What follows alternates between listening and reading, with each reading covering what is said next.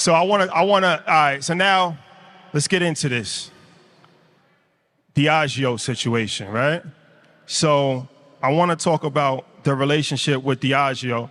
So this lawsuit that you brought against them, right?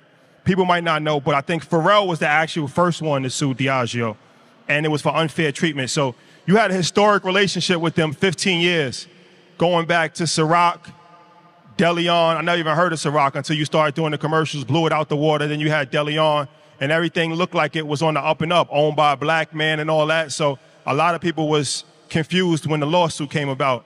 You shared some information with us when we came to your house that we wasn't aware of. So can you really talk about that? Because I think it's a very interesting case study for entrepreneurs to understand. Definitely. The situation's in the courts now, so I'm gonna share with y'all what I can. This is all public record. But basically, I was called to have a meeting with Diageo, and they knew that I was kind of killing things in the culture, and they were trying to fix their diversity problem. And through that, a meeting was set up, and I told them, you know, I want to be an owner, that I have these ideas from promoting parties at Howard, just remembering that I would always get the door and never get the bar. And so I said I have aspirations to have black-owned brands owned by black people behind the bar and a part of your organization. They're the biggest distributor of spirits in the world, biggest maker of spirits in the world. So we get a test project. I'm looking at their portfolio, and they say we could start something from scratch. But I'm looking at their portfolio, and I remember one night I was having a great time with Ciroc. I had some Ciroc. It was made by grapes, and I remember, you know, having just such the greatest time. And so the light bulb went off in my head. I said, I don't want to wait and develop nothing. Let me show you what I could do with Ciroc. Let me show you how I could turn your revenue around. They were losing $40 million a year. And I went and turned it around and took it to 2.6 million cases from 40,000 cases. Okay? And so this is something that's never been done. Clap it up for that.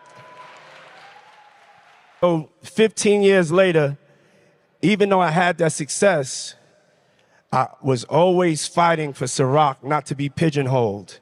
Not to be pigeonholed as a black brand, not to be pigeonholed as an urban brand. I already went through that.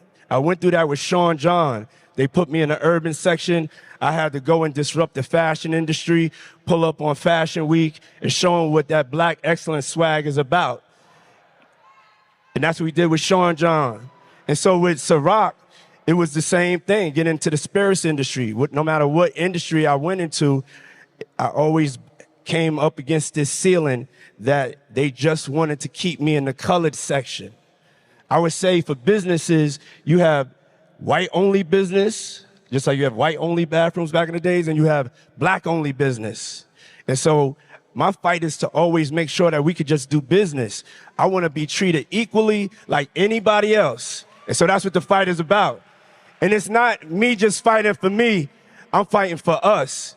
Because whatever bar I set, y'all have to come behind me on that bar, and I want to make sure that it's right. So that's what the fight is about, simply put. And the last things, to make it clear, was with DeLeon. I still own DeLeon, okay? So with DeLeon, I sent my people.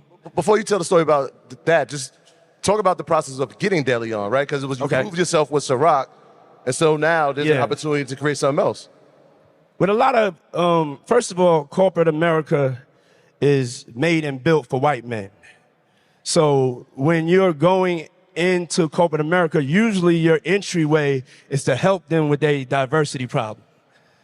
But at the end of the day, you want to be able to open up doors. Sometimes you got to take that opportunity and get in. And so that's what I did with Ciroc. But I told them I don't work for nobody. Everything in my portfolio I own. So you guys have to know my ultimate dream is a tequila. But I was like, I really love tequila. And this was before the whole tequila craze. So it's like you make a deal. You make a deal like, I'm going to advance this for you so then we could be good partners and you could give me what I want, which is my opportunity for me to own my brand and to be able to build generational wealth for my kids and my people And I just need the same 24 hours as y'all giving everybody else in your portfolio. And I couldn't get that. I had to send my people down to Mexico. And this is just to tell you what the fight is about. They went down to Mexico, and when they got down there, they found out that there was 0 agave planted for DeLeon. So there was no plan for us to be successful. There was no equal treatment. The other brands, they had agave planted. They had no agave planted for me. And sometimes you have to go check even your partners to see what's really going on. And so when I saw that, I was like, nah, I'm gonna fight because it's bigger than me.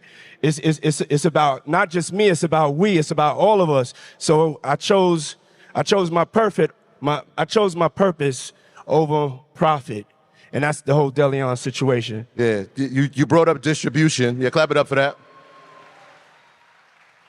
You brought up distribution, and you come from the music world, and so distribution is a... Hold on, I need to say this. I need y'all to still support DeLeon. You know, we gonna win this. Believe that. Still support DeLeon, y'all. Still owned by a black man? It's owned by a black man. Owned by a black man. Owned by a black man. You come from the music world where distribution means one thing.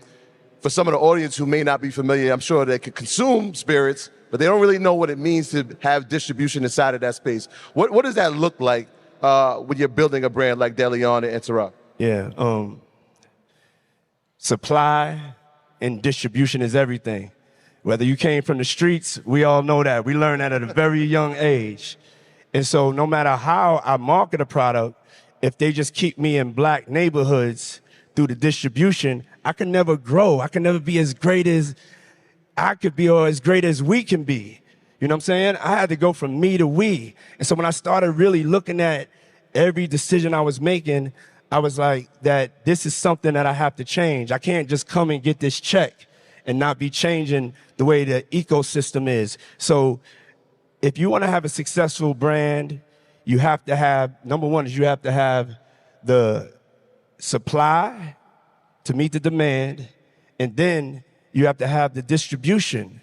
And so if people control your supply and control your distribution, they control your future. And so that's what I'm fighting for right now.